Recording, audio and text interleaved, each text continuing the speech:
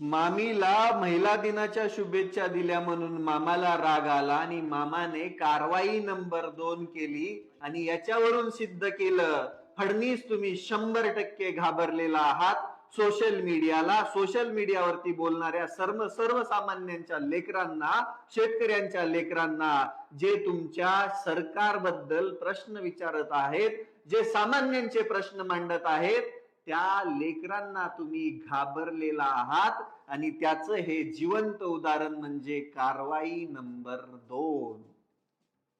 दिसतंय? माझा एक व्हिडिओ भारतामध्ये बॅन केलेला आहे, पण फडणवीस हा व्हिडिओ भारतातील लोकांना बघण्यासाठीच अपलोड केला होता.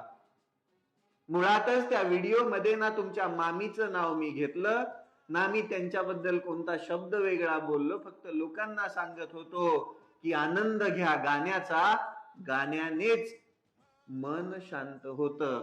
पण महाराष्ट्रातील जनतेचं मामीचं गाणं ऐकलं की डोकं भडकतं. त्यात माझी काय चूक आहे?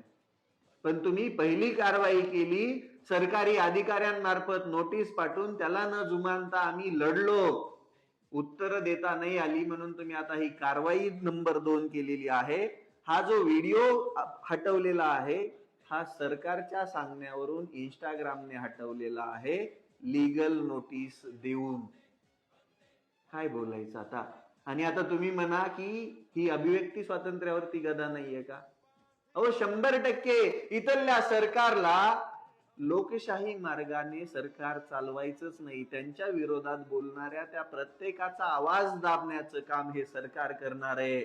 आणि भविष्यामध्ये भारतामधून सोशल मीडिया बॅन नाही झालं तर तुम्ही आश्चर्यचकित होऊ नका, कारण की सरकारला इथं लोकशाही चालवायचीच नाहीये. यांनी आतापर्यंत जनतेला लुटायचं काम केलंय, तीच लूट जनतेसमोर मांडण्याचं काम आम्ही करतोय.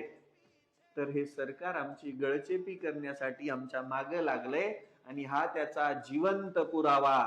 पण फडणवीस तुम्ही कितीही प्रयत्न केले आवाज दाबण्याचा तरी हा आवाज दबणार नाही. आम्ही लढणार, शेवटच्या श्वासापर्यंत लढणार. तुम्हाला मारून टाकायचे टाका, तुम्ही याला लीगल ऍक्शन घ्यायच्या घ्या, जेलमध्ये डांबा, पण ही शेतकऱ्याची लेकरं बोलणार.